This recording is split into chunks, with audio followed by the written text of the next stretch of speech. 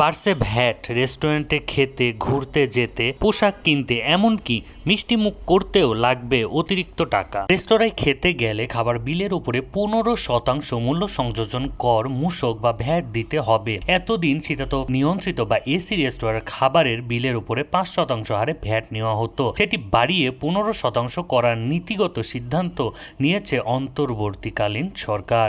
এই জন্য মূল্য সংযোজন কর ও সম্পূরক শুল্ক আইন কিছু সংশোধন আনা হয়েছে।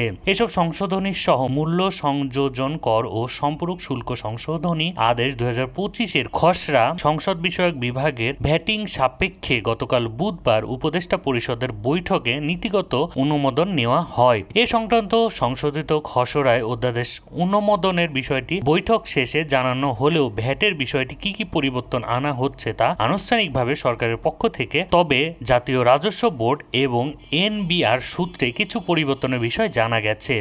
সরকারের অর্থ দরকার, তাই বিভিন্ন পণ্য সেবার উপরে ভ্যাট ও শুল্ক বাড়িয়ে রাজস্ব বাড়ানোর উদ্যোগ নেওয়া হয়েছে।